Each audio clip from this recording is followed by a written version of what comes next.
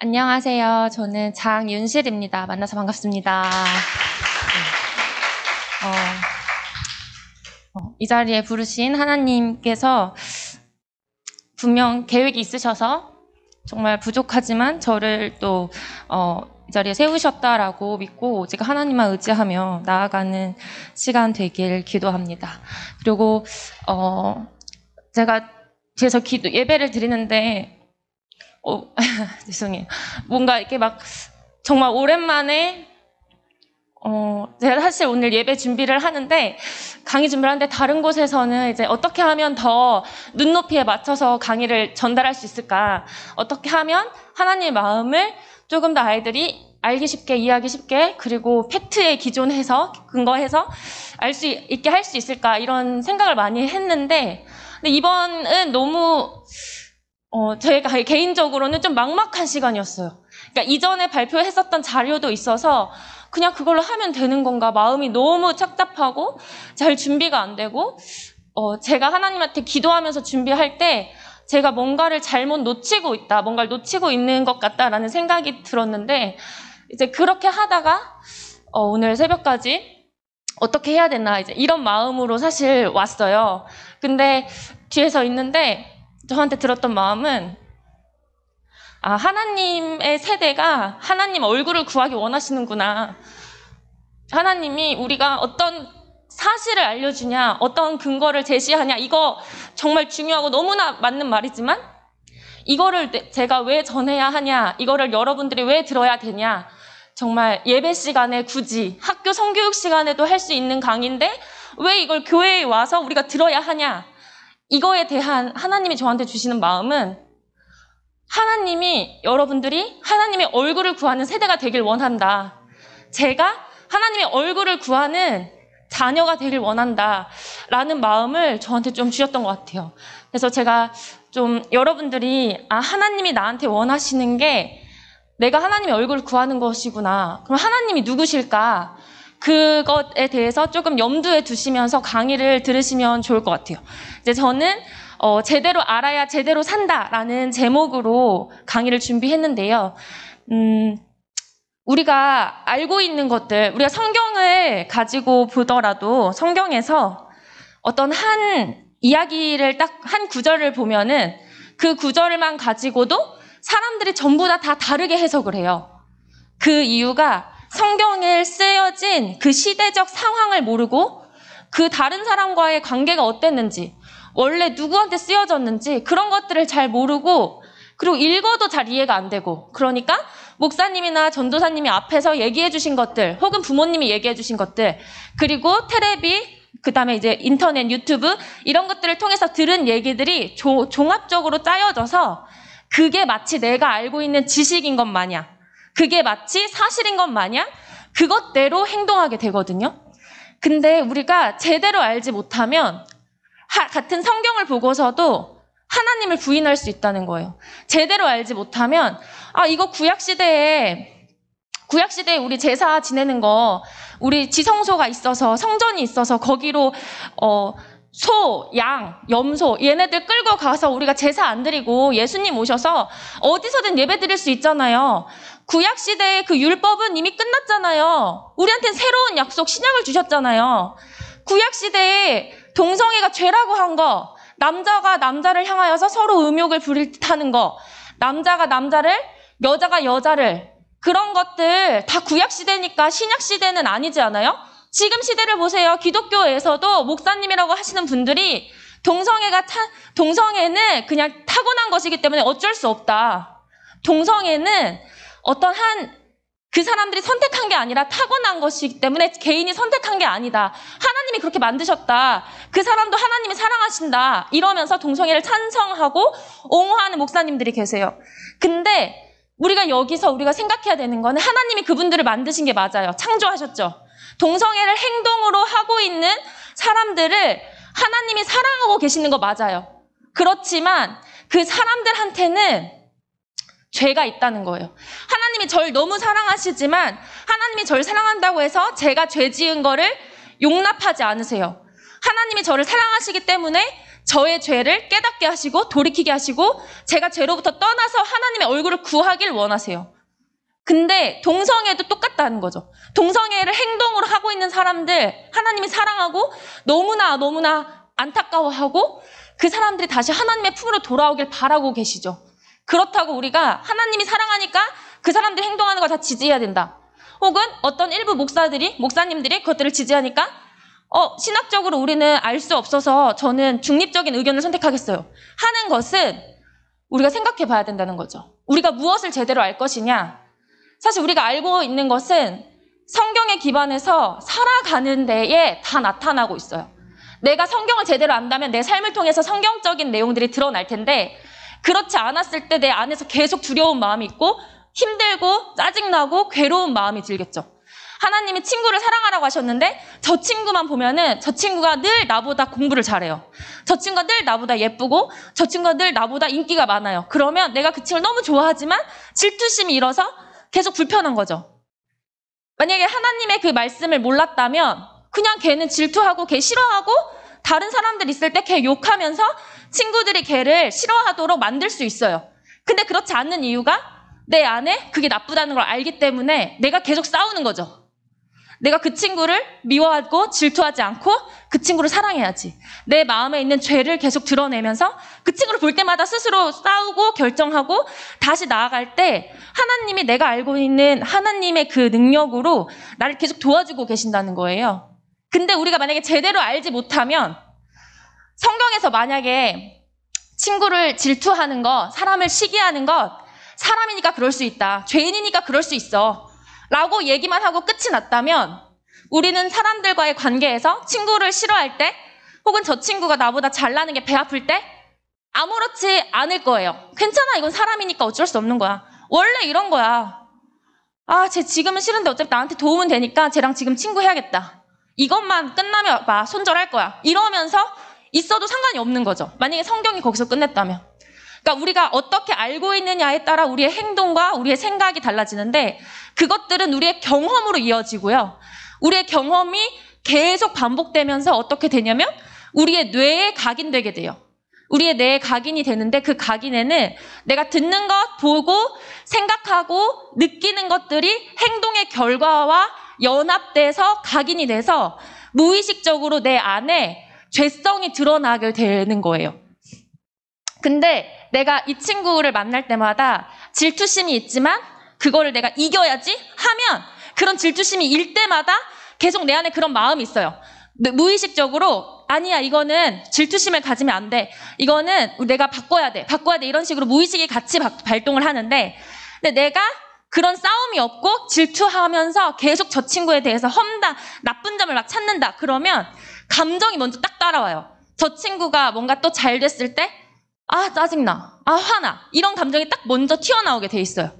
근데 제가 이렇게 친구에 대해서 얘기를 하는 이유가 제가 중학교 2학년 때 이제 교회를 제대로 다니기 시작했어요.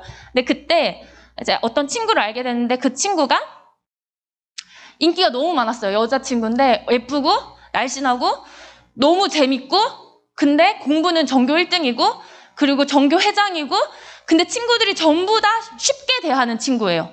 선생님들도 너무 좋아하고.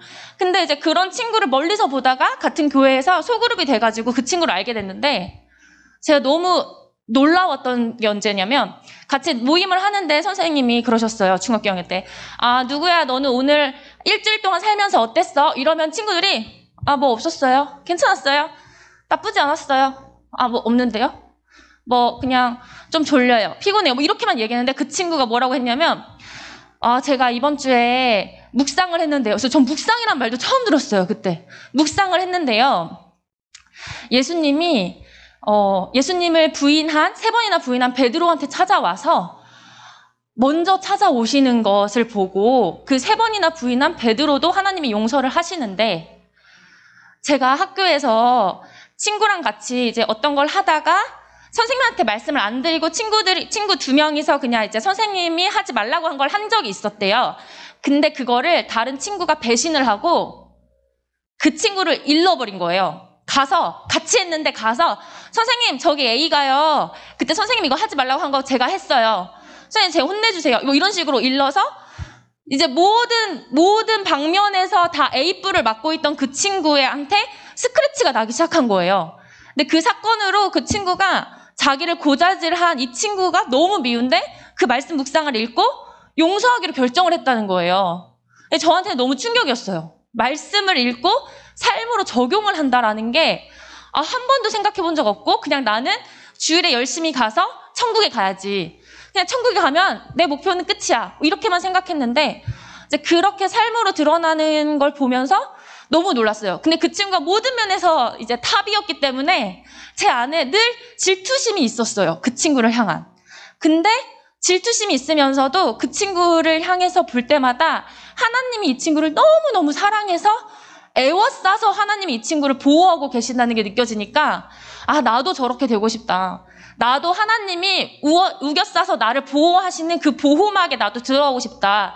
이런 생각을 하면서 이제 그때부터 저는 좀 하나님에 대해서 많이 공부하고 이제 알게 됐던 것 같아요. 그리고 하나님을 더 사랑하는 마음을 많이 이제 갖게 됐었는데, 근데 그때의 그런 사건, 그 사건이 저한테 영향을 줘서 제 삶이 변화됐고, 근데 여러분들에게도 분명 그런 사건이 하나하나는 다 있을 거예요.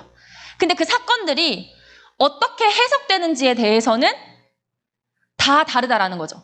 저 같은 경우는 그렇게 해석, 내가 이 친구처럼 되고 싶다라는 그 해석이 들어가서 질투심을 이기고 그 친구를 보고 배워서 묵상하고 기도하고 예배 시간 있으면은 이제 예배 때마다 가려고 하고 선생님이랑 같이 1대1 제자 양육하고 이러면서 이제 나아갔었는데, 만약에 제가 거기에서 뭐야 잘난 척하는 거야?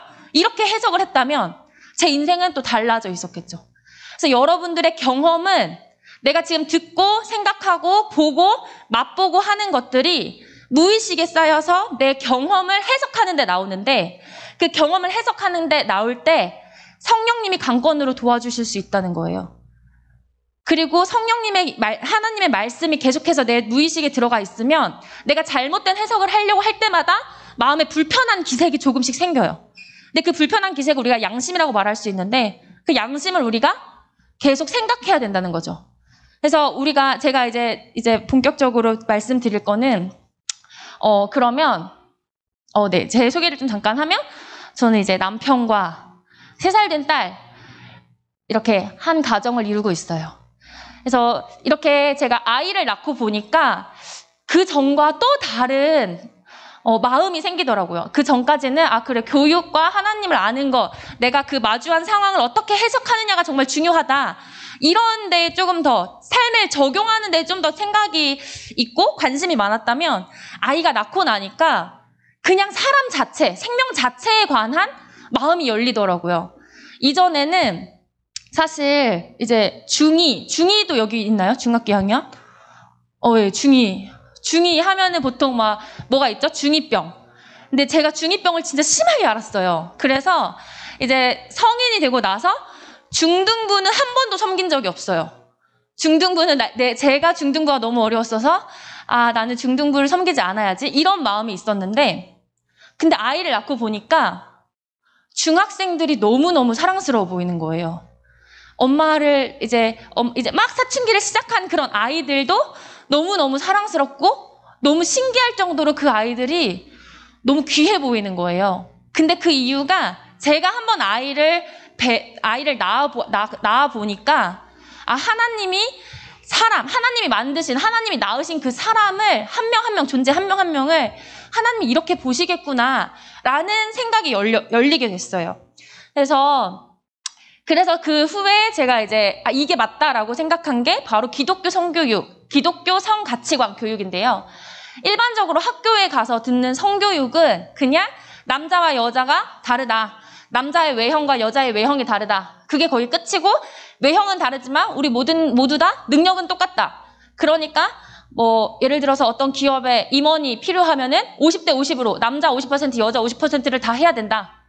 이제 그런 식으로 가서 평등 이렇게 얘기를 하는데, 근데 그게 아니라 제가 맞다라고 생각한 거는 바로 이 성 가치관에서 쓰이는 성이라는 한자가 성품성 한자거든요. 근데 우리가 하는 이 기독교 성 가치관이라는 게 바로 이 성품성이구나라는 생각을 하게 됐습니다.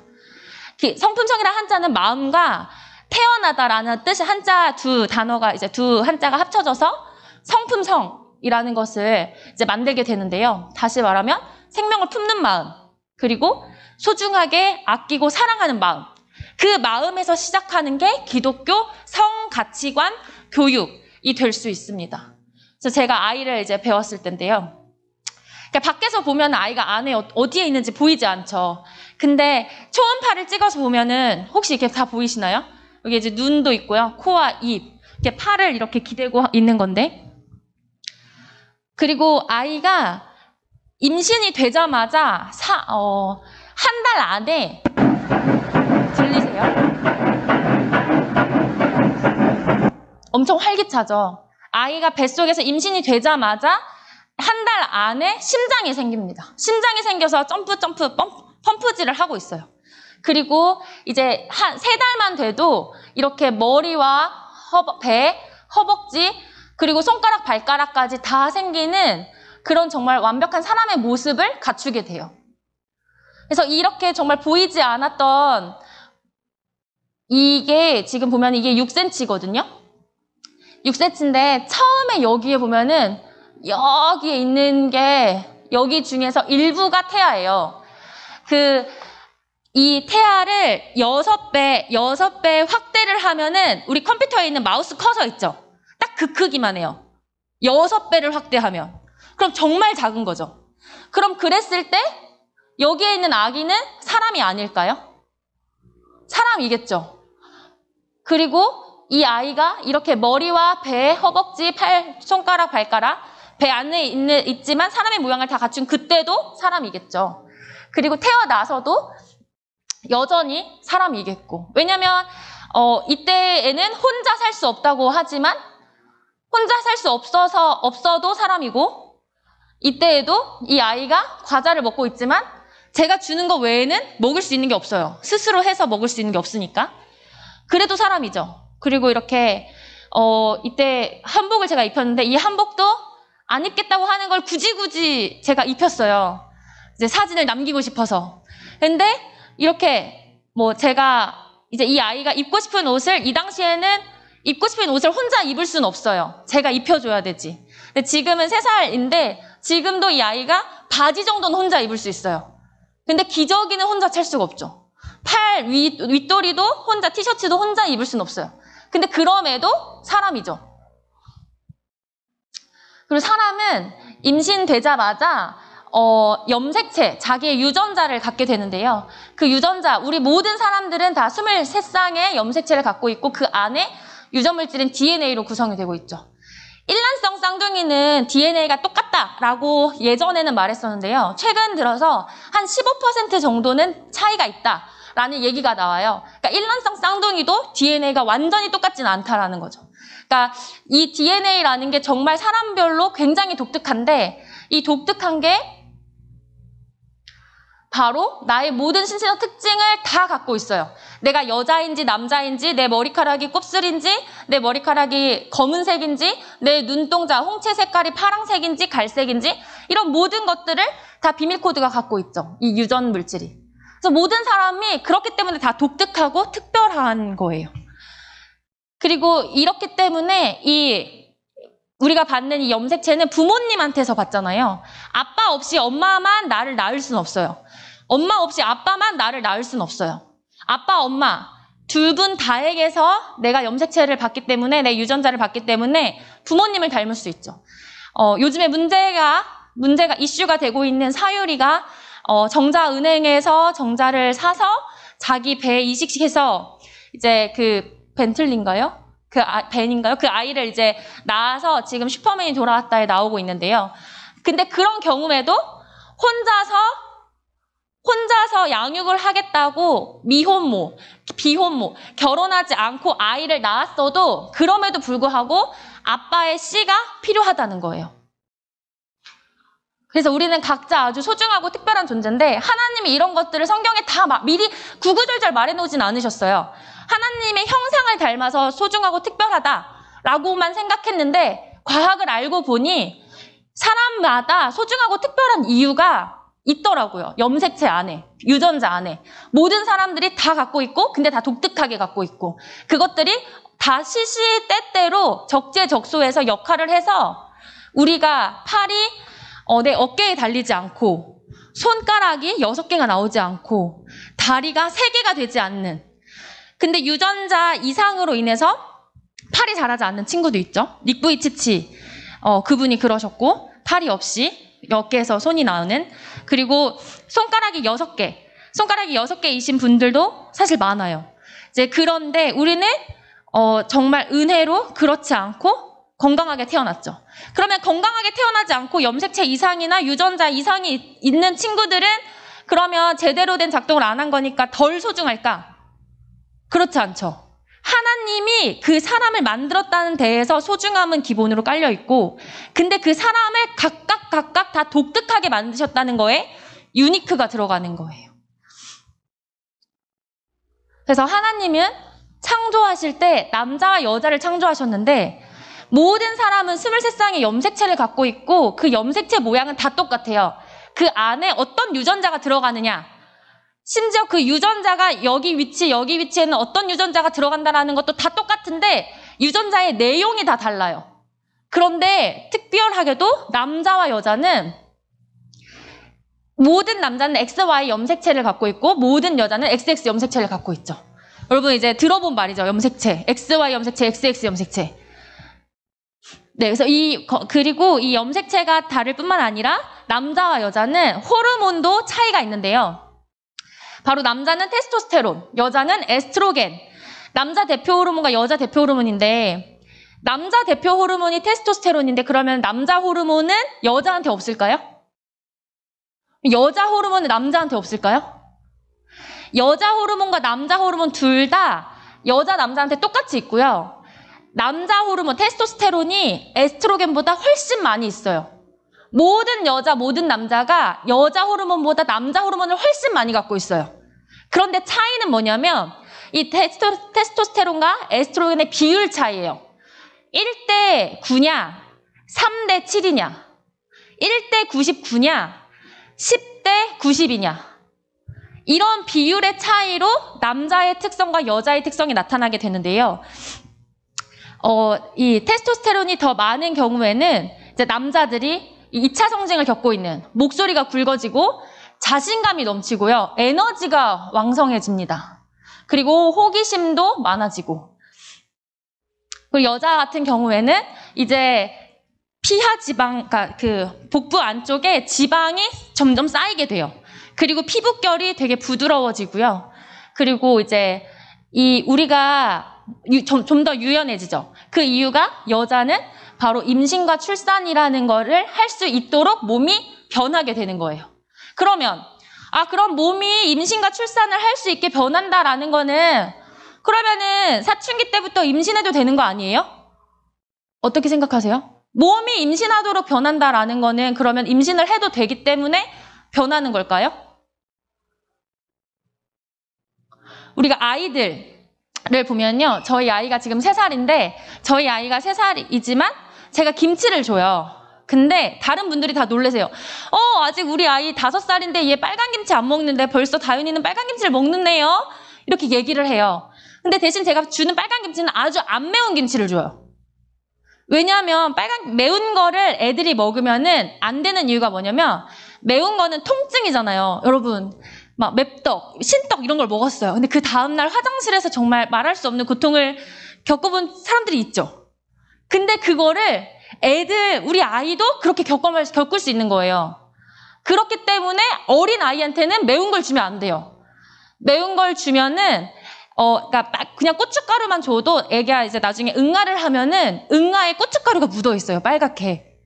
근데 그게 점점 매워지면 거기에 통증이 생기겠죠. 그래서 아이도 입이 있고 혀가 있고 위가 있으니까 매운 걸 먹을 수는 있겠지만 먹은 걸 주지 않아요. 매운 걸 주지 않아요.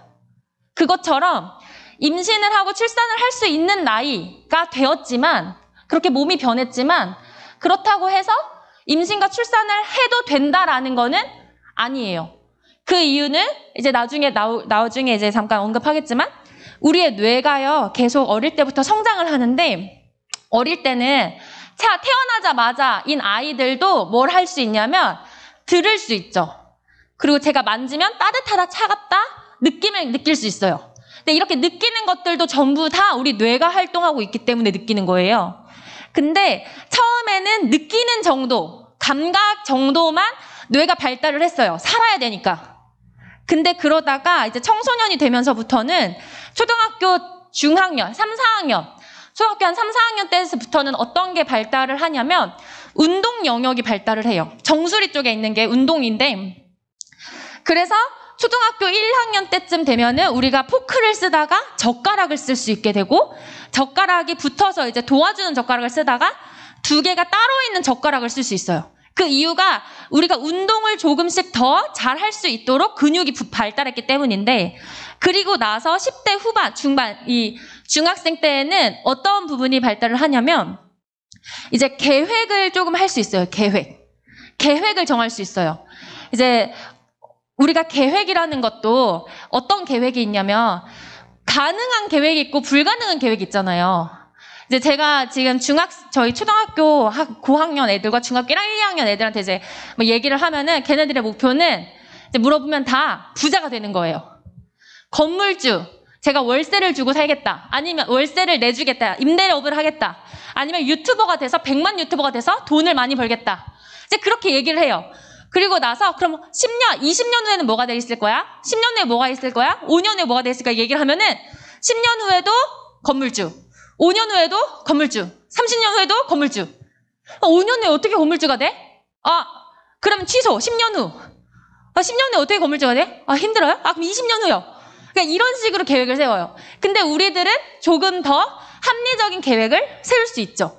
그것이 이제 계획을 세울 수 있는 영역이 발달하기 때문인데, 이제 고등학생 때부터는 고등학생 때 24살 정도까지는 어떤 영역이 발달을 하냐면 이마 한번 만져볼까요? 우리가 이마를 잘 지켜야 되는데 이 이마에 전전두엽이라는 게 있어요. 이 부분은 목표를 세울 수 있어요. 그러니까 계획과 목표는 다른 거죠. 목표가 있으면 그 목표를 향해서 계획을 하는 건데, 이 아이들은 부자가 되겠다라는 거를 그냥 그게 계획이자 목표라고 똑같이 생각하고 있어요. 계획을 따로 떼서 어떻게 하는지 잘 모르죠. 근데 우리는 이 계획과 목표를 나눌 수 있고 목표에 따라서 계획을 짤 수 있죠. 계획을 짜서 하다가 잘못됐으면 수정도 할 수 있고, 그 부분이 바로 이 전전두엽인데, 전전두엽은 20대 초반까지 계속 발달을 해요.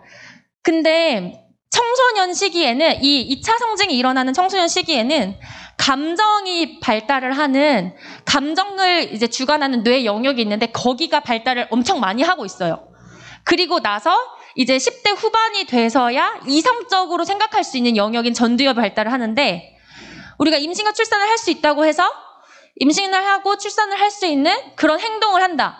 그러면 감정에 기반해서 할 수는 있겠죠. 느끼고 생각하고 그런 것들, 감정을 느낄 수는 있어요. 그리고 실제로 임신할 수 있는 몸이 되기도 했죠.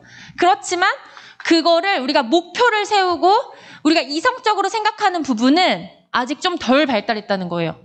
그러니까 내가 정말 이성적으로 객관적으로 봤을 때 이 행동에 따르는 책임까지도 생각하고 그 책임을 내가 어떻게 하겠다라는 그러한 목표 계획은 없이 감정에만 끌려서 하게 되는데, 그러면 문제가 생길 수 있죠. 학교를 자퇴하거나 그리고 낙태를 해야 한다거나.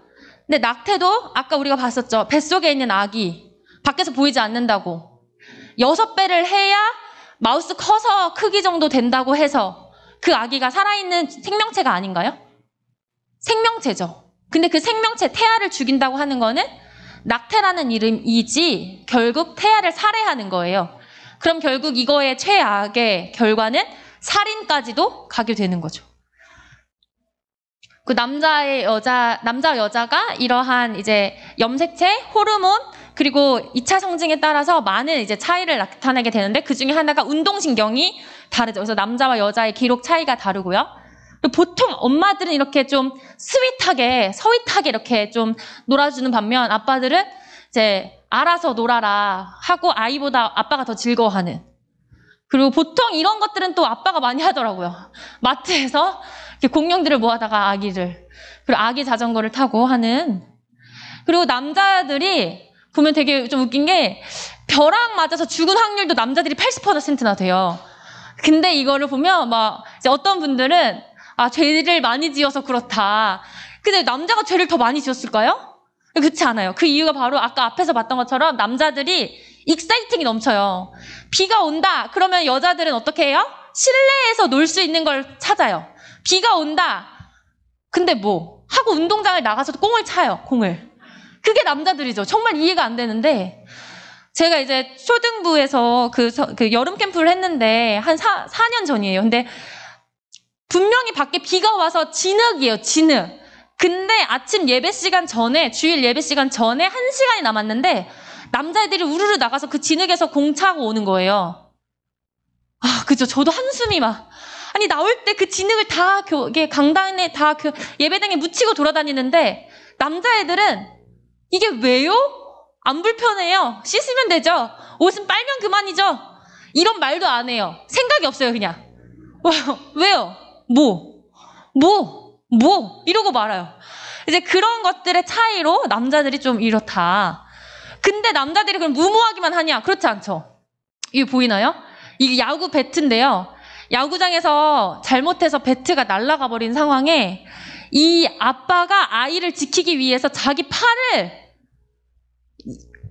잘못하면 뼈가 부러질 수도 있는 상황이에요. 그럼에도 불구하고 아빠가 이렇게.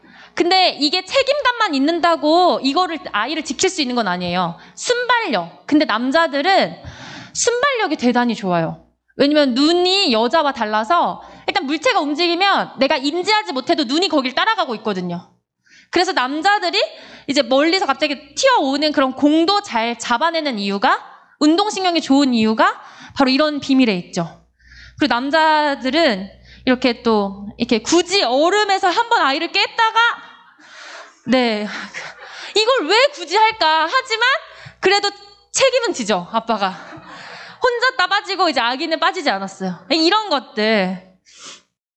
그리고 남자 여자가 또 질병의 원인과 치료 방법도 다르다고 해요. 그래서 보통 남자는 체하면 많이 먹어서 체해요. 과식해서. 근데 여자는 이제 그 외의 일들이 많아요. 그래서 또 그것뿐만 아니라 암이나 뭐 이런 데까지도 관여를 많이 하는데, 근데 이것들이 이제 뇌의 발달에서도 좀 차이가 있기 때문에 나타난다라는 거. 그래서 여자들은 뇌가 이제 좀 공감을 잘하고 감정을 더 잘 파악하고 언어를 더 잘하죠. 근데 이제 남자들은 공간 지각력이 뛰어나고 근육 조절을 잘하고 운동신경이 아주 좋아요. 그래서 이제 이렇게 남자와 여자가 그런 차이점들이 있는데 굉장히 다양하게 염색체부터 호르몬, 뇌, 근육, 지방량, 뼈, 골수, 장기, 모발 뭐 이런 것들을 통틀어서 6,500개의 유전자가 남자와 여자가 차이가 있다고 해요. 이게 바로 또 청소년기에서, 그러니까 사춘기 이후에 더 커진다고 하는데요. 그럼 이러한 자연스러운 다른 점들은 차이일까요? 차별일까요? 차이겠죠.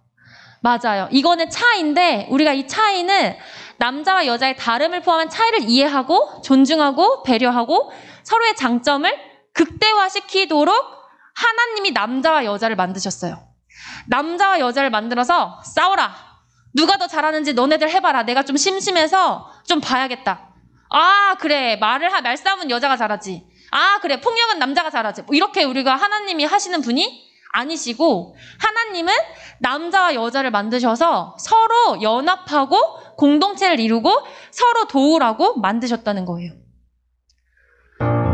잠깐 이제 보면 너에게가 해지용 노을처럼 한편의 아름다운 추억이 되고 소중했던 우리 푸르던 나를 기억하며 여자와 남자의 목소리가 정말 잘 어울러지죠.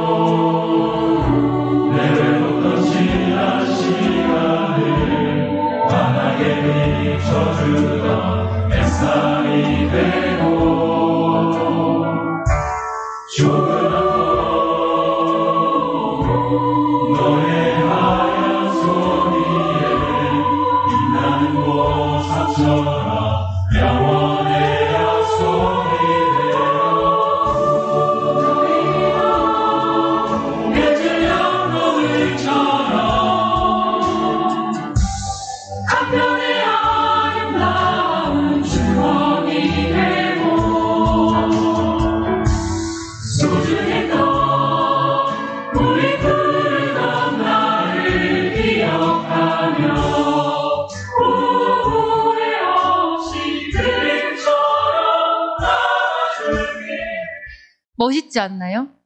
하나님이 우리한테 바라시는 거는 남자와 여자가 이렇게 연합해서 하모니를 이루는 거예요. 여자 목소리가 더 예쁘니까 더 고음대를 내니까 여자만 해라. 남자 목소리가 더 멋있으니까 남자만 해라. 이게 아니라 남자 여자가 서로 연합해서 서로 도와주고 부족한 걸 채워주고 서로 장점을 극대화할 수 있도록 만드는 거. 그래서 저는 남편을 나의 머리라고 저장했고요. 핸드폰에. 남편은 저를 나의 돕는 배필이라고 저장을 했는데요. 남편, 아내, 엄마, 아빠는 혼자서 할 수 없어요. 한 성별만 있다고 해서 할 수 없어요. 아빠 혼자서 좋은 아빠가, 남자 혼자서 좋은 아빠가 될 수 없고요. 여자 혼자서 좋은 엄마가 되기 힘들어요.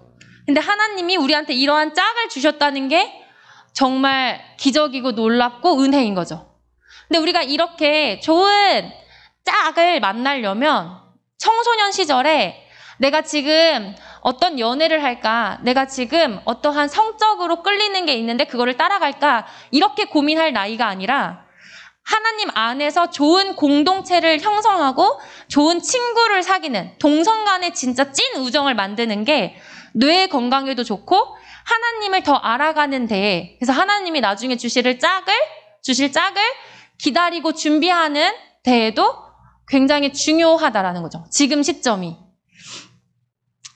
그래서 하나님 우리를 보시면 스바냐 3장 17절에 하나님이 우리를 말미암아서 기쁨을 이기지 못하신대요. 너무너무 기뻐하신다는 거죠. 그냥 존재만으로. 제가 대학생 때 예수전도단이라는 선교단체를 했었어요. 선교단체 이제 활동을 했는데 그걸 하니까 처음에 들어갔을 때 연애 금지가 있었어요. 4학년 1학년 1학기까지는 연애를 하지 말라는 거예요. 근데 이제 그러면서 이제 간사님이 저한테 오셔서 자, 윤실아, 우리 하나님을 더 알아가야지. 20살은 하나님을 더 알아가기에 너무 좋은 나이야. 하나님 알아가자 하고서 열방대학이라는 어떤 지원서를 주시는 거예요. 막 6개월, 8개월 동안 합숙하면서 정말 하나님만 찾으라는 그런 프로그램을 하라는 거죠. 근데 제가 마침 그때 좋아하는 오빠가 있었어요. 그래서 그 간사님이 저한테 그 지원서 주실 때 뭐라고 했냐면 자, 간사님, 저 좋아하는 오빠 있어요. 지금 쫓아다니고 있거든요. 저 이제 곧 연애할 거예요. 이렇게 하고 자리를 떴어요. 근데 그로부터 1년 후에 이제 제가 그 DTS 훈련을 가게 됐는데요. 그러면서 제가 그때 그 전에 내가 여기에 잘하지 않을 거야 이렇게 연애를 할 거야 라고 생각을 하니까 막 좋아 보이는 사람들이 너무 많은 거예요. 어떻게 해야 저 사람한테 나를 어필할 수 있을까 막 이런 생각들. 근데 1년 후에 이제 아예 내가 여기 선교단체에 올인해야겠다 이렇게 딱 생각하니까 4학년 1학기까지 연애를 못 하잖아요.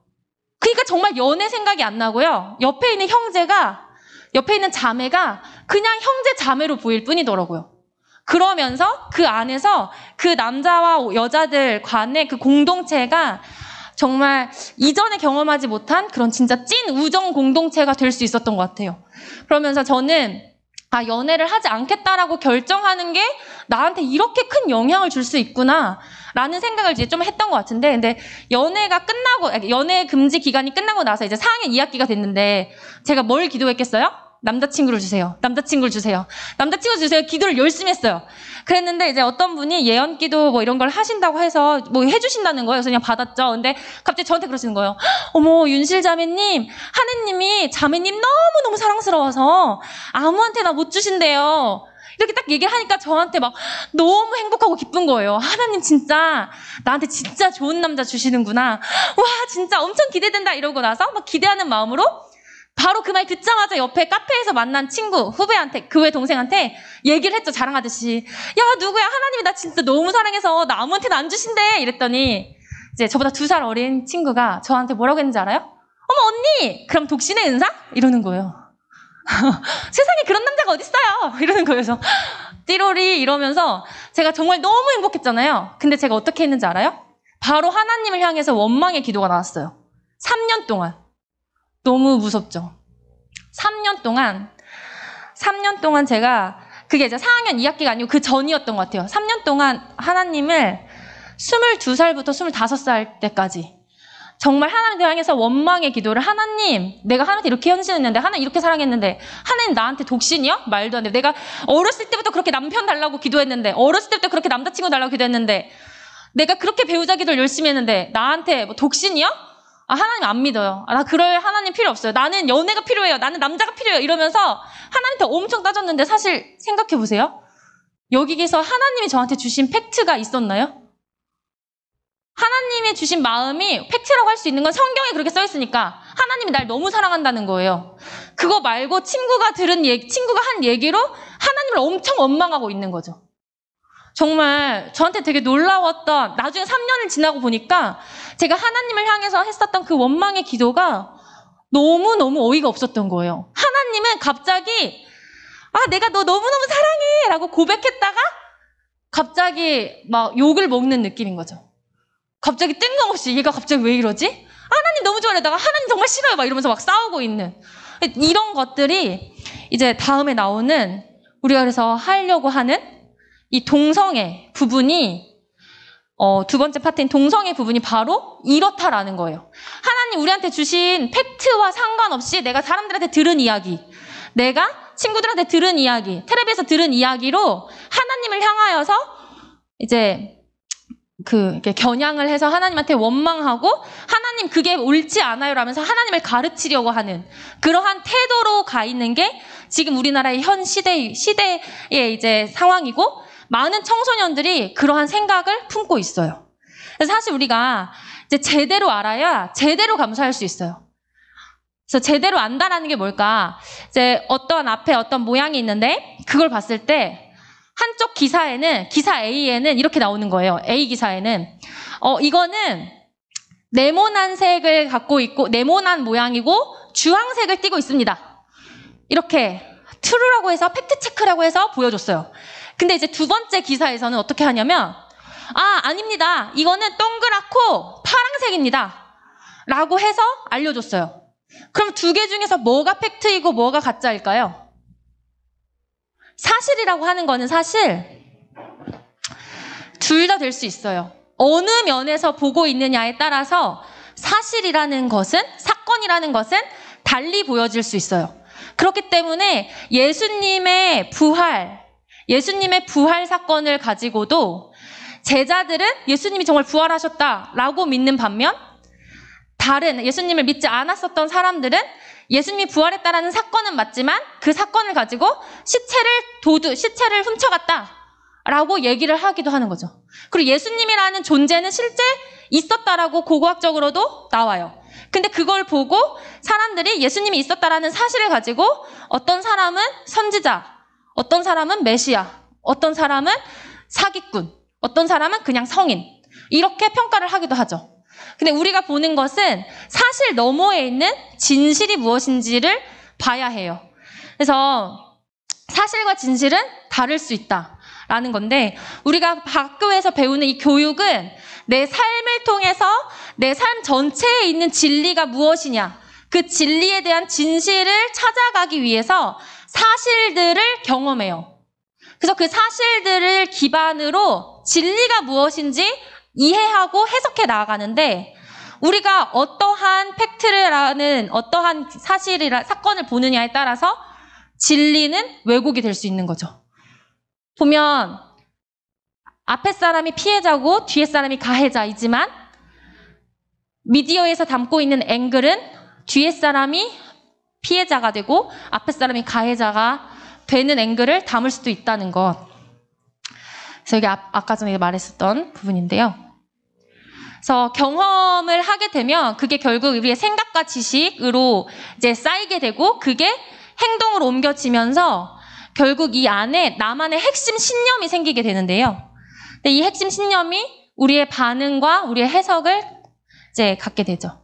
그래서 우리가 제대로 아는 것은 진실을 분별하기 위한 당연한 권리인데 우리가 그 사실을 알고 있는지 한번 보려고 해요.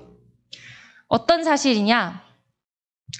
국내 10대, 1020, 10대, 20대 연령층에서 HIV와 에이즈 감염이 빠르게 증가하고 있어요. 신규 HIV, 에이즈 발생자의 91.8%가 남성이에요. 국내 HIV 에이즈 감염 경로의 99%가 성관계에 의해서 이루어지고 있어요. 국내 10대 HIV 에이즈 감염자의 92.9%가 동성 간 접촉으로 발생한 청소년 감염자예요. HIV 에이즈를 완치할 의약품은 개발되지 않았어요.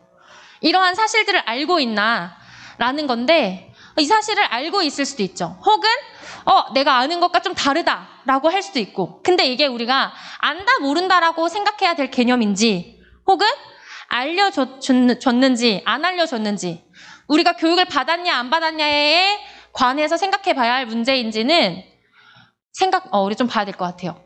이게 작년에 22,000명을 대상으로 설문조사를 했었던 건데요. 앞에 그 사실들에 대해서 파란색이 몰랐다라는 내용인데 많은 학생들이 에이즈와 동성 성관계에 대해서 연관성을 잘 몰랐다고 해요. 근데 이제 저는 이 태아 낙태 반대 운동 그리고 지금 KBS에서 나오고 있는 이런 슈퍼맨이 돌아왔다에 사유리가 출연하는 거 반대 그리고 그 포괄적 성교육을 반대하는 그런 활동들을 이제 계속 하고 있는데요. 그 이유가 청소년들한테 가장 많이 영향을 미칠 수 있는 미디어, 법 이런 것들이 중립적인 것을 벗어나서 하나님의 말씀을 왜곡하는 방향으로 가고 있기 때문에 제가 이 활동을 하고 있는데 제가 이 사유리 이거는 제가 이제 계속 주기적으로 만나는 학생이 있는데 그 학생이 처음에는 비혼주의자, 비혼식 이런 게 막 대두될 때 별로 생각도 없는 친구인데 저 비혼주의자예요 라고 얘기를 하고 사유리가 나오면서 사유리가 뭐 헐리우드 스타들한테도 칭송을 받고 많은 사람들한테 칭찬을 받으니까 되게 멋있어 보여서 그 친구가 저한테 와서 하는 이야기가 선생님 저는 비혼모가 될 거예요. 난자를 얼리고 정자를 사야겠어요. 이런 얘기를 하는 거예요. 그래서 어디서 들었냐 했더니 지금 온 전 세계가 사유리를 칭찬하고 있대요. 멋있지 않니에요? 근데 이거는 청소년들한테 그런 사건이 있는 사람이 전체 관람가인 슈퍼맨이 돌아왔다에 나온다라는 것은 아이들의 인상, 아이들의 무의식을 바꿔줄 수 있는 거거든요. 결혼하지 않고 혼자 애를 낳아도 돼. 정자 쇼핑해서 정자를 내가 낳아도 돼. 이런 식으로. 그리고 이 포괄적 성교육 안에는 동성 성관계에 대해서 구체적으로 설명해주고 그걸 할 수 있도록 도와주는 교육이 들어가 있어요. 그거를 학생들한테 하는 게 옳으냐라는 부분인 거죠. 그래서 저는 이렇게 하고 있는데 그럼 과연 이제 동성애가 타고나냐? 사실 이 부분이 가장 문제가 많아요. 왜냐하면 동성애가 타고난다라고 말하는 동성 성행위를 하고 있는 사람들은 어떻게 얘기를 하냐면 이거 내가 선택한 거 아니고요. 어쩔 수 없어요. 아니 어쩔 수 없는 건데 그걸 나한테 뭐라고 하면 어떡해요. 하나님 이렇게 만들어 놓고 이거 내가 죄라고요? 말도 안 돼요. 하나님 이상해요. 라고 하는 건데 그래서 이 사람들은 타고난다. 유전자가 있다. 내가 선택해서 하는 게 아니다. 내 의지가 아니다. 라고 얘기하는데요. 과연 그럴까? 한번 볼까요? 실제 이 동성 유전자가 1990년대, 2000년대 해서 동성 유전자를 발견했습니다라고 논문에 엄청 크게 나왔어요. 근데 알고 보니까 분석을 잘못했어요. 그리고 나중에 그 논문을 낸 사람이 뭐라고 얘기했냐면 제가 가짜 논문을 냈습니다. 그리고 그 논문을 철회했어요. 근데 논문을 철회했던 거는 나오지 않고 계속 처음에 냈었던 가짜 논문을 가지고 유전자가 있다라고 얘기를 하고 있는데 2019년도, 이제 벌써 재작년이죠. 재작년에 47만 명을 대상으로 이제 분석을 해봤는데, 동성 유전자, 동성 연애를 유발하는 유전자는 없어요. 단일 유전자가 없다라는 건데요. 단일 유전자가 없다라는 말은 이 동성 성행위라는 것은 유전에 의해서가 아니고 태어나서 많은 환경, 많은 여건에 의해서 생길 수 있는 것이다. 라는 거를 반론하는 내용이에요. 그리고 실제로 동성애자로 살다가 지금 저희와 같이 이렇게 기독교 성교육에 대해서 강의하러 다니시는 이제 전도사님이 계세요. 네, 전사님 여러 명이 있는데 그분들이 동성애가 잘못이다, 동성애가 죄라는 거를 들어본 적이 없었대요. 그러면서 주변에 있는 사람들이 계속 이거 타고나는 거야 어쩔 수 없어 라고 계속 말을 해주니까 그렇구나. 아, 이거 괜찮은 거구나 라고 넘어갔던 거죠. 잘못된 사건을 받아들이게 된 거죠. 그래서 동성애 유전자는 없어요. 그리고 동성애 그러면 성적 자유는 인권 아니냐. 동성애자들에 대한 인권을 많이 얘기하잖아요. 그러면은 인권은 군대에서 어떻게 이제 인권을 보냐면 보편성이 있냐, 도덕성을 갖고 있냐, 근본성이 있냐, 추상성이 있냐, 우월성이 있냐 이런 것들을 얘기하는데 헌법재판소랑 대법원에서는 어떻게 판결이 났냐면 동성 간 성행위는 비정상적이고 객관적으로 일반인들에게 혐오감을 일으키게 하고 선량한 성적 도덕관념에 반하는 성적 만족행위다라고 판결이 난 적이 있어요. 다시 말하면 도덕성 떨어지고요. 보편성이 떨어지고요. 이 개인의 양심과 표현, 종교의 자유 등보다 우월하지 않다라는 거죠. 결국 동성애자들의 인권이 침해받지 않도록 섬세하고 주의 깊은 배려는 필요한데 그런데 절제되지 않은 성적 자유, 이 욕망을 보호해줄 필요는 없다는 거죠. 이 욕망을 인권으로 둔갑시켜서 그거를 보호해줘야 하는 것은 아니다라는 얘기인데요. 그러면 동성애 인권 아니라는 거 알겠어. 그럼 개인의 취향인 건 맞잖아요. 개인의 취향이 될 수 있잖아요. 개인의 취향은 존중해줘야 되는 거 아닌가요? 라는 부분에서는 우리가 생각해 봐야 되는 거는 동성애라는 거는 호모섹슈얼리티예요. 이 호모섹슈얼리티라는 단어가 호모해서 약간 혐오적인 발언이다라고 해서 미국에서 게이라는 단어를 쓰게 됐어요. 게이는 원래 유쾌한, 호탕한 이런 단어인데 이제 혐오 표현을 하지 말자라고 해서 게이라는 단어를 썼는데 지금 우리나라에서는 게이라는 단어가 혐오 표현이 돼버렸죠. 근데 이 동성애라는 거는 사실 동성 간의 사랑, 아빠가 아들을 사랑하고 남자아이가 남자아이인 친구를 친구로서 사랑하는 그것을 말하는 게 아니라 동성 사이에 성행위를 하고 있냐, 그걸로 동성애자라는 것을 이제 구분지어요.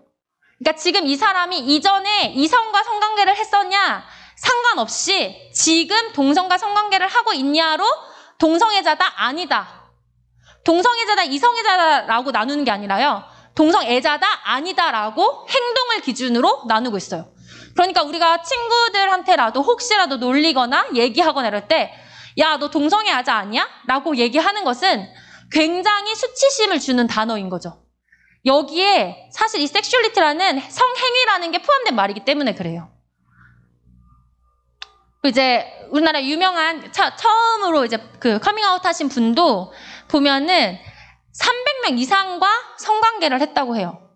이게 사실 말이 안 되는 숫자인데 참 놀랍죠.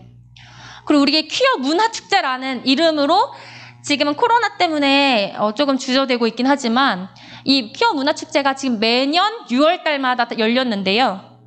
이 보면은 카퍼레이드예요. 이 남자들이 수영장에서만 입을 법한 수영복도 아니고 실제 자기가 입던 팬티를 입고 카퍼레이드를 하고 다니는데 이 옆에 이런 주변에 보면은 유모차를 끌고 다니는 엄마들도 있어요. 아기들도 있어요.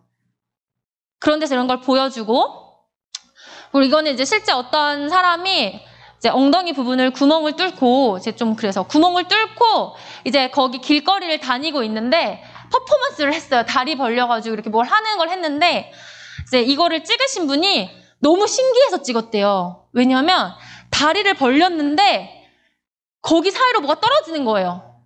대변이. 그래서 이분이 뭐야 똥 싸는 퍼포먼스야? 너무 어이가 없어가지고 그래서 찍었대요. 찍었는데 알고 보니까 남자 동성애자들은 변실금이 많이 와요. 항문을 이용하기 때문에 우리가 이제 똥이 나오려고 하더라도 우리가 지금 막 엄청 설사병이 걸려도 아무 데서나 설사를 하지 않고 화장실에 설사하는 이유는 할 수 있는 이유는 조절을 할 수 있기 때문이죠. 근데 이런 남자 동성애자들은 그걸 조절할 수가 없어서 거기가 이미 열려 있는 거예요. 이미 열려 있어서 조금만 열리면 바로 똥이 떨어지게. 그래서 이제 사실 아까 그 사건 그 사진을 찍어서 이제 인터넷에 올렸는데 자기 사진이라고 그 사진을 올린 사람을 고소한 사건이 있었어요. 그 법원에서 어떻게 판결이 났냐면 여기 있는 이 엉덩이가 당신의 엉덩이라는 걸 어떻게 아냐라고 해서 기각이 됐어요. 근데 이제 그 사람은 그냥 본인이 스스로 자기의 엉덩이를 오픈하게 되신 거죠.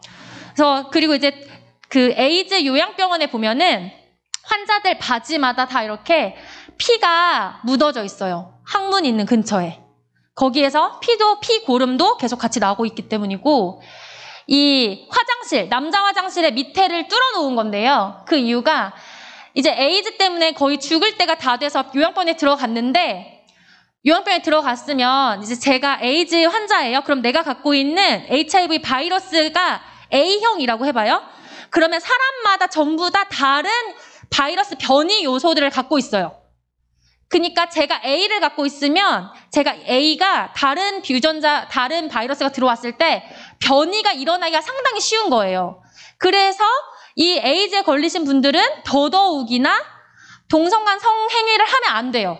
바이러스가 다른 변이들이 들어와서 기존에 받고 있던 치료를 다 무력화시키기 때문에 수명이 짧아지죠. 그렇기 때문에 못하게 하는 건데, 화장실에서 굳이 둘이 셋이 들어가서 동성간 성행위를 하다가 적발이 몇 번 돼서 결국 밑에를 뚫었어요. 발이 2개이냐 발이 4개인지를 확인하려고. 그리고 이렇게 못하게 했더니 여기 지금 주차장이잖아요. 주차장인데 여기 나무 사이에서, 차 2대 사이에서 거기서도 동성간 성행위를 또 하시려는 거예요. 그러니까 이렇게 하지 못하게 하는데도 계속 하게 되는 거. 결국 성중독이라는 거죠. 백인 동성 남성들은 500명 이상의 파트너와 성관계를 맺었다고 하고, 그 중에서 28%는 1000명 이상이래요. 이게 사람이 많을수록 자기의 자신감이 드러난다라고 생각을 해도 좀 이상하죠. 어떻게 이렇게 많은 사람이랑 성관계 하는 거를 자랑이라고 생각할 수 있는지, 그것도 이상한데 이 사람들은 그걸 자랑하기 위해서가 아니라 자연스러운 거예요. 4년을 한 파트너와 사귀면은 그냥 일반 이성 부부는 40년을 사귄 거랑 똑같대요. 그만큼 동성 간의 연애 기간은 굉장히 짧고 굉장히 욕망에 이끌려서 가기 쉽다라는 거죠. 그리고 이 동성애자들의 신체 건강상 치명적인 문제점을 보면 아까 말했던 변실금.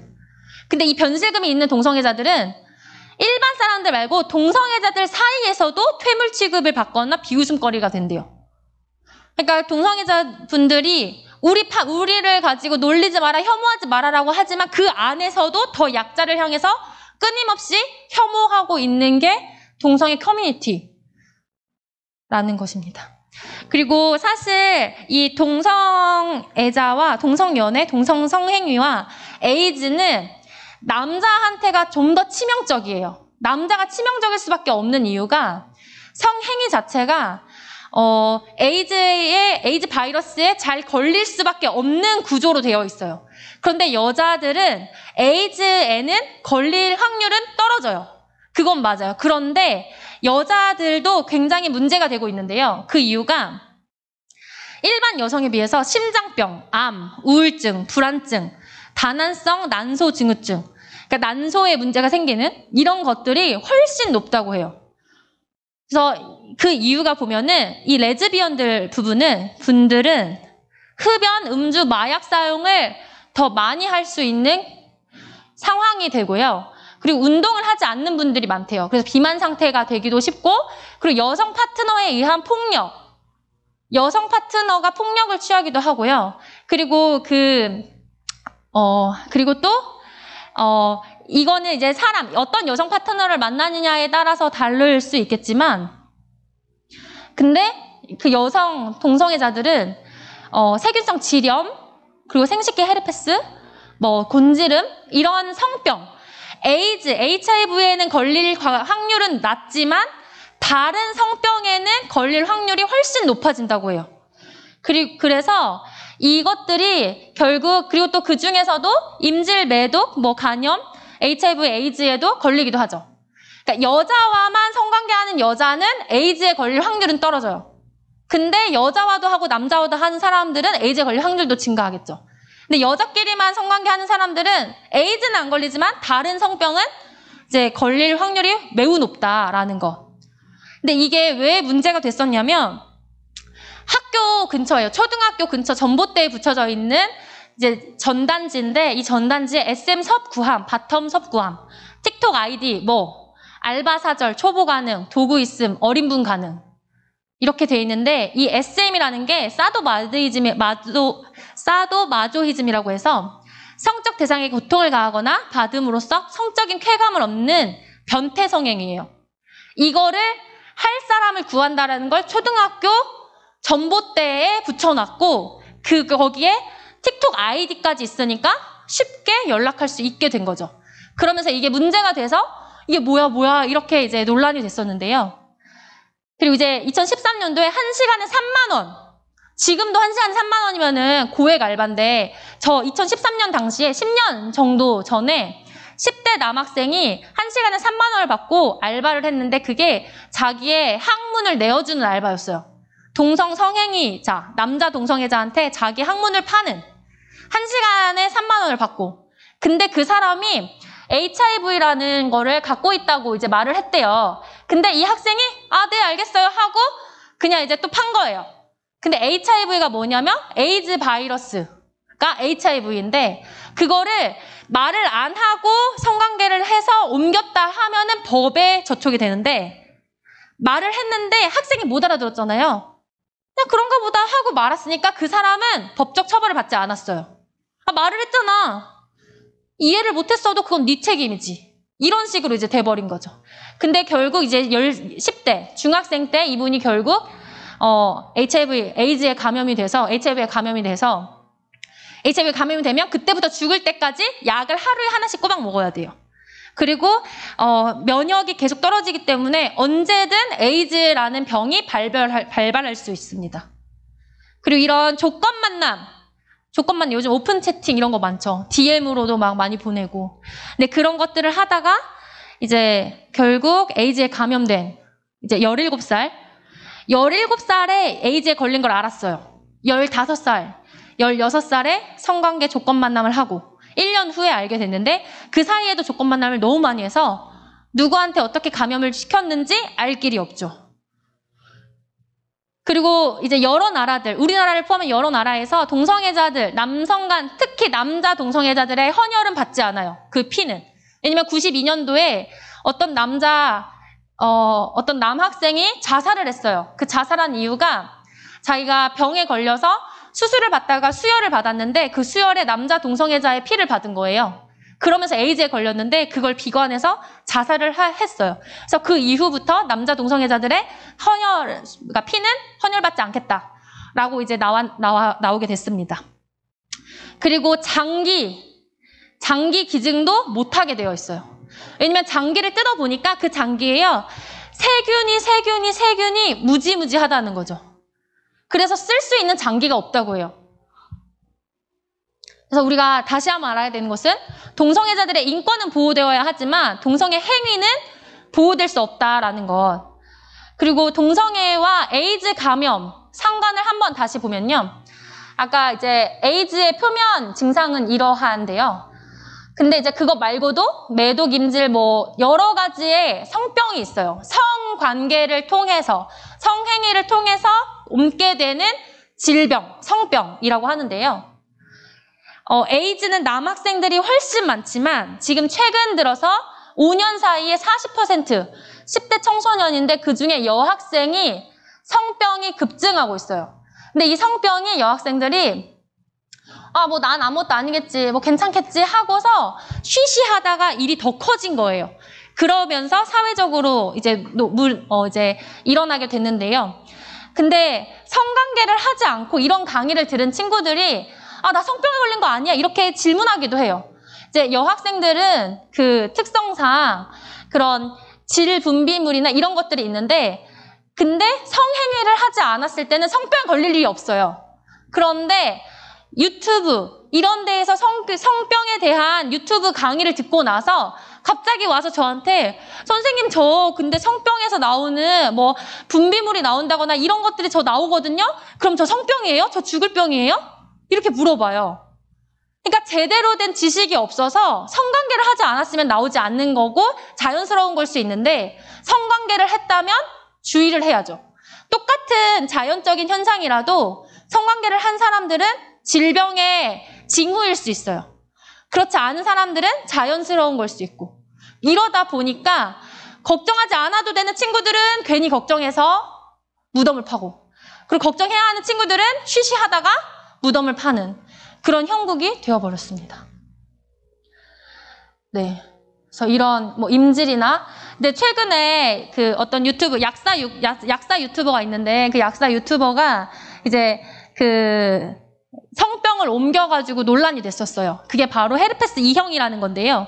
이 헤르페스는 보통 우리 입술에 나는 뭐 이제 포진들 그런 것들도 헤르페스예요. 피곤하고 면역이 떨어지면은 입술 주위에 이렇게 물집이 잡히는 거. 근데 그게 성기 부분에 나는 거는 2형이라고 해서 그거는 성병이라고 되거든요. 근데 그 성병이 어떠냐면요. 굉장히 죽을 듯이 아프대요. 마치 칼을 난도질하는 것 같은 느낌이고요. 너무 아파서 괴로워서 움직일 수가 없대요. 근데 이거를 한 사람, 그 약사 유튜버에 의해서 피해를 당한 사람이 뭐라고 고백을 하냐면, 이게 헤르페스는 출산을 할 때 자기 아이한테도 감염을 시킬 수 있어요. 그러니까 제왕절개를 하면은 그나마 괜찮지만 출산을 하면은 자연분만을 하면은 자기 아이한테까지 영향을 미치고요. 결혼을 하면은 남편한테도 영향을 미치죠. 그러면 앞으로도 내가 만날 가족이랑 그 사람들한테 피해를 줄 수 있는 부분인데 너무 괴롭다. 자기가 결혼을 할 수 있을까? 정상적으로 연애를 할 수 있을까? 이러한 고민을 이제 안고 가야 되는 거죠. 그래서 HIV를 다시 돌아오면, HIV 감염인은 그냥 바이러스를 갖고 있는데 증상은 없는 사람. 근데 증상이 나타나면 에이즈 환자라고 이제 얘기를 합니다. 그래서 보통 초기에 감염 후 3주에서 6주 정도는 이제 급성으로 이제 증상이 나타나는데 그냥 단순 감기 같은 증상이에요. 근데 그러다가 잠복기가 한 5년에서 10년 동안 쭉 있고요. 그런 후에 에이즈 발병을 해요. 근데 여기에 나오고 있는 HIV 감염인이라고 하는 애들은 에이즈 환자까지 되진, 발병까지는 아니었지만 검사를 했더니 HIV 바이러스가 있는, 그러니까 이런 경우에는 언제든 에이즈로 갈 수 있는 가능성이 아주 농후한 거죠. 그리고 에이즈는 완치가 없기 때문에 그 회복이 불가능해요. 100% 회복이라는 게. 그리고 하루에 지금 3.3명이 감염되고 있다. 진짜 많이 감염되고 있죠. 우리나라에서도 국민건강증진종합계획이라는 곳에서 에이즈를 중심 과제로 다루고 있어요.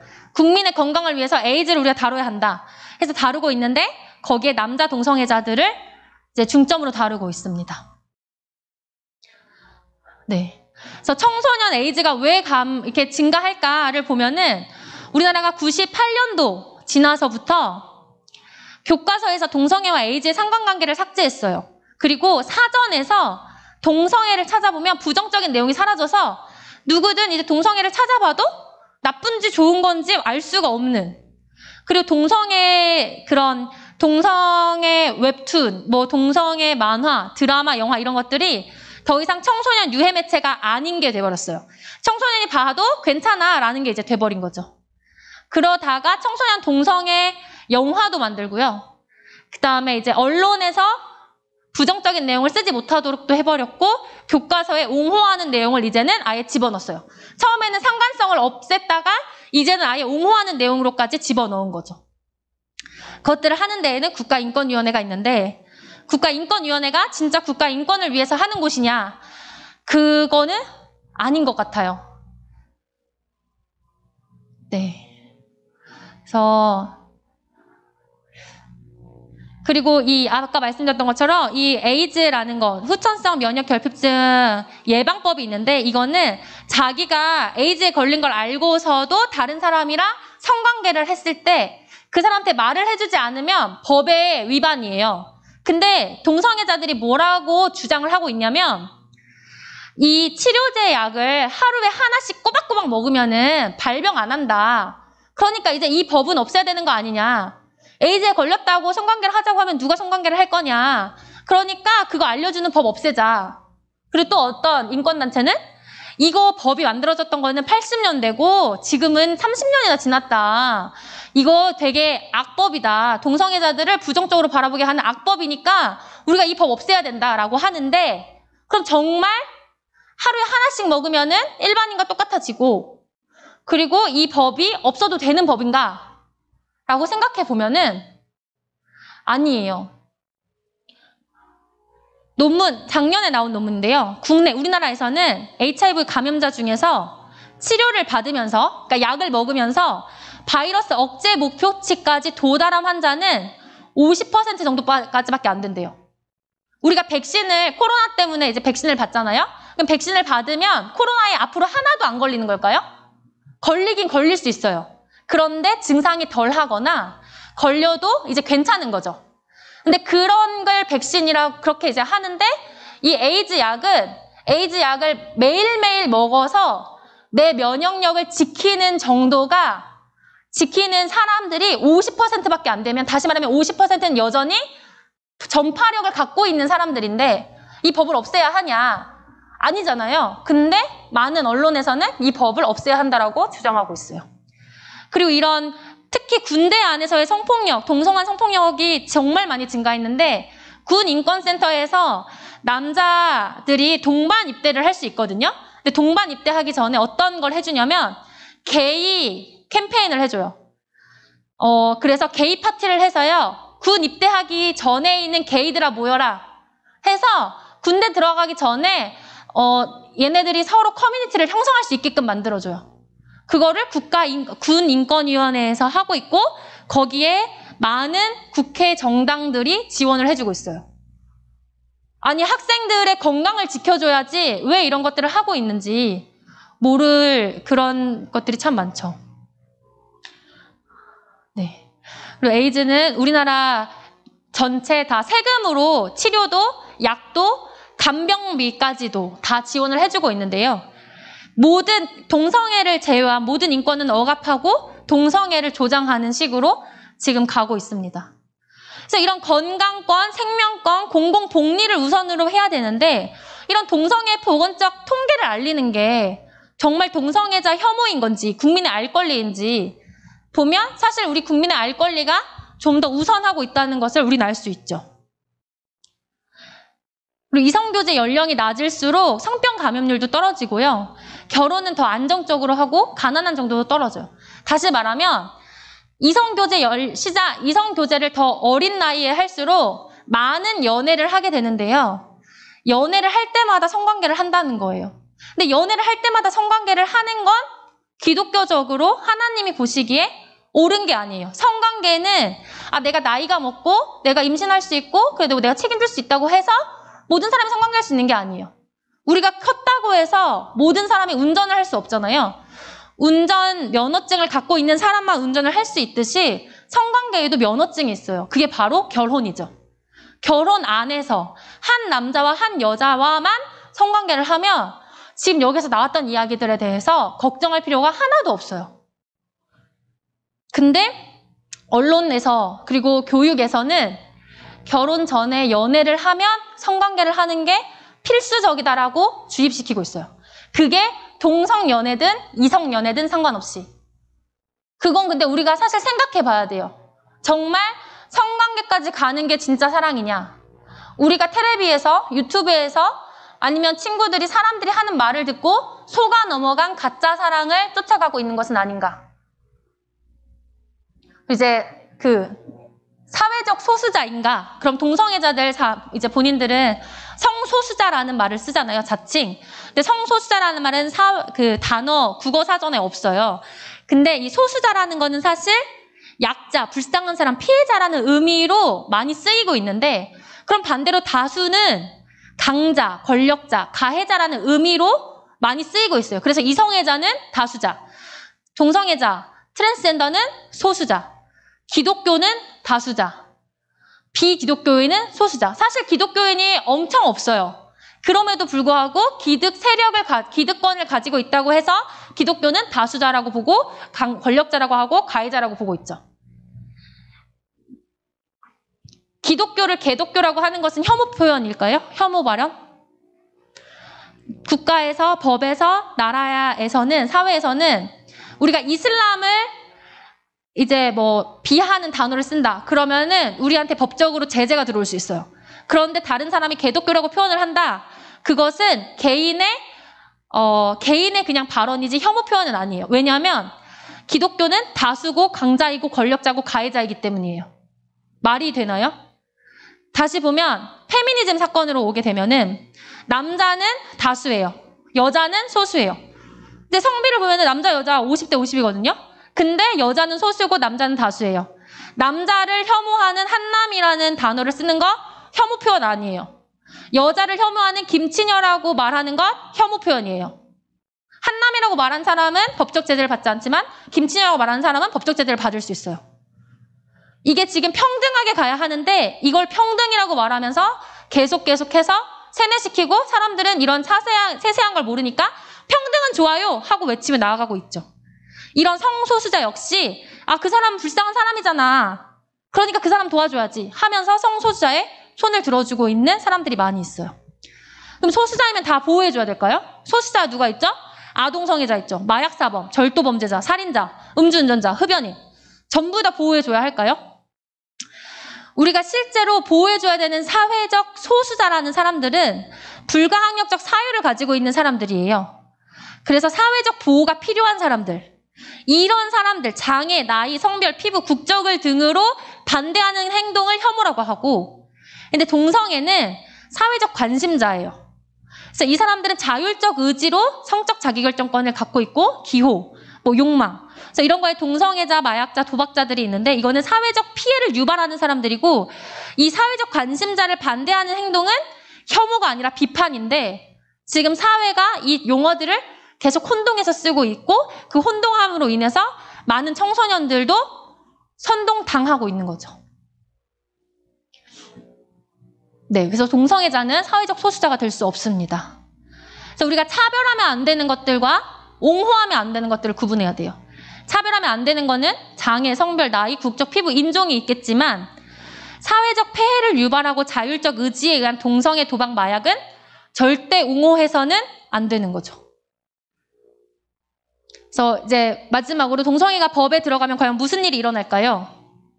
동성애를 포함한 포괄적 차별금지법은 모든 사람들을 평등하게 대하자, 평등 혹은 차별금지가 아니라요. 동성애를 옳다고 하자가 평등이에요. 동성애는 타고나는 건데 거기에 어떻게 개인의 의견을 넣을 수 있어요. 중립도 동성애에 대해서 너가 평가한다는 거니까 너가 그걸 왜 평가해? 중립도 죄야. 그래서 이제 만약에 차별금지법이 통과가 되면은 나는 동성애에 반대해 라고 하는 사람과 난 동성애에 대해서 잘 모르겠어 라고 하는 사람이 똑같이 법적 제재를 받을 수 있어요. 근데 이게 모든 영역에서가 아니라 이렇게 교육 현장 아니면은 직장을 구할 때 아니면은 이런 돈을 벌 수 있는 그런 제 서비스를 이용할 때 유튜브 같은 것들. 근데 요즘 교회들은 코로나 때문에 거의 다 유튜브를 갖고 있죠. 근데 유튜브를 통해서 설교 말씀이 나갔어요. 그러면 그거는 재화 서비스 영역에 포함되거든요. 그럼 결국 목사님이 앞에서 설교하실 때 이런 영역에 대해서 여러분들에게 진실을 알려줄 수 있을까요?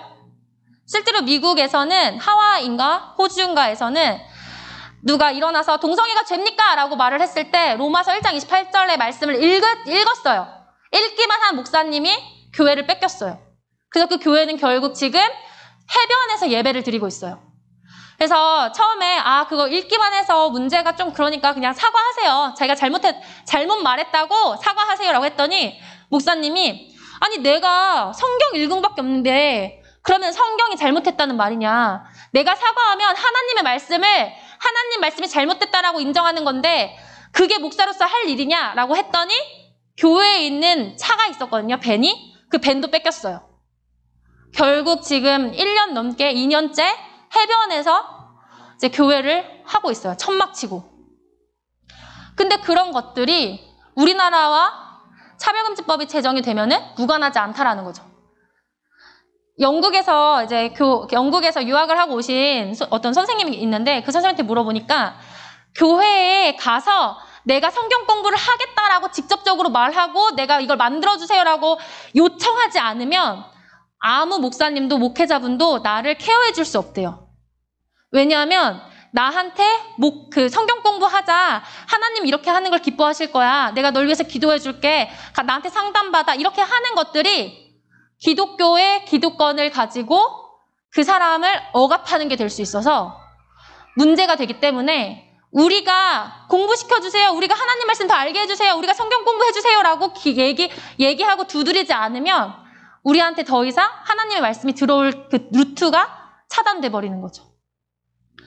그래서 이제 이것들에 대해서 우리가 생각해 봐야 합니다. 그래서 우리가 이제 해야 되는 것은 콘돔 사용이니 어떻게 하면은 성병에 안 걸리니 이런 게 아니라 금욕, 절제. 금욕하면 부정적으로 떠올리겠지만 3살짜리 저희 아이가 길을 막 뛰어가려고 해요. 그럼 그때 저는 그냥 손을 때리거든요. 그러면 애가 그제서야 들어요. 안 돼. 다윤아 이거 하면 안 되는 거야. 안 되는 거 알지? 이렇게 아무리 말해도 얘가 혼자서 막 날뛰고 있을 때는 안 들려요. 그럼 그때는 때려서 안 되는 거라고 딱 하면 주의가 환기돼서 안 하거든요. 우리한테도 사실 이 정절과 금욕이라는 단어가 우리 주의를 환기시키는 단어로 와야 한다는 거죠. 그래서 네.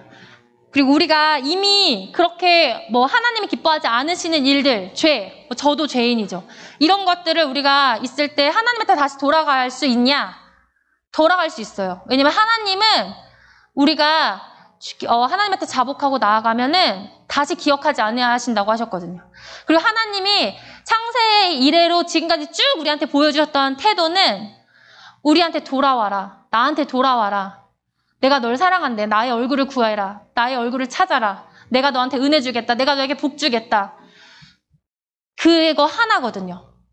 하나님 우리를 하나님을 찬양하는 존재로 만드셨어요. 근데 그 이유가 뭐냐면 그게 우리한테 가장 행복하니까. 그것도 정말 은혜죠. 네. 그래서 문제가 있을 때 우리는 바로 그 자리를 피하는 게 가장 좋습니다. 그래서 우리가 나와 어떻게 이제 소중한 나와 약속을 가족을 선물로 주셔서 감사하다고 매일 고백하자. 혹은 하기 싫을지라도 억지로라도 하나님을 찾겠다. 양심에 거리끼는 게 있을 때는 부모님한테 말씀드리겠다. 이런 식으로 나와의 약속 하나를 만드셔서 그것만큼은 내가 지키겠다. 이러한 이제 약속을 하면 좋고요. 그리고 이제 비합리적인 사고가 이제 문제가 되는데 감정을 가장 우선시하는 거예요. 감정이 가장 위에 있지 않아요. 보통 사건이 생각을 만들고요. 그 생각에서 감정이 오는데 모든 사람들은 사건과 별개로 감정만 가지고 그렇다, 아니다, 옳다, 나쁘다, 맞다, 아니다라고 얘기해요. 근데 우리가 감정을 좀 이제 내려놓아야 하는 것들이 필요합니다. 왜냐면 이 감정을 우선시하면서 비합리적인 생각으로 가면은 결국 이게 우울증, 불안, 죄책감, 염려 이런 걸로 이어지게 되거든요. 그래서 우리가 이게 정말 나의 생각인 건지 감정인 건지 구분하는 것, 이게 사실인 건지 아니면 내가 그렇게 느끼고 인식하고 있는 건지. 예를 들어서 나는 참 특별하다는 사실이죠. 우리 엄마는 참 예쁘다라는 것은 인식이에요. 인식은 논란의 여지가 있을 수 있는데 그 인식을 사실로 오해해서는 안 된다라는 거죠.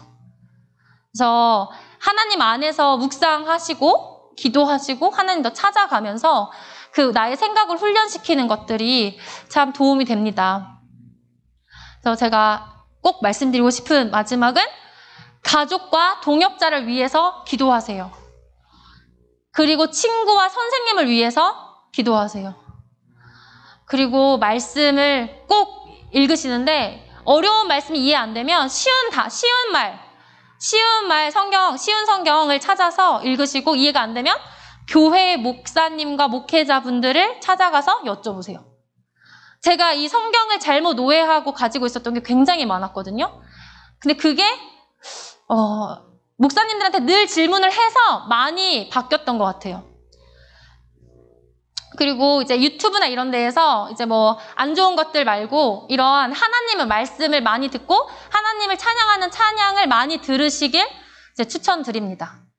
그래서 여러분의 시간은 라이브 방송 중이에요. 하나님께 라이브로 송출되고 있는 시간이기 때문에 이 안에서 정말 하나님과 더 가까워지고 하나님의 얼굴을 찾아서 결국 제대로 알아서 제대로 사는, 그래서 천국에서 우리가 다시 나중에 만날 날을 이제 점점 더 확신시켜가며 이제 그렇게 기대하면 좋을 것 같습니다. 네, 그럼 저는 여기서 마치도록 하겠습니다.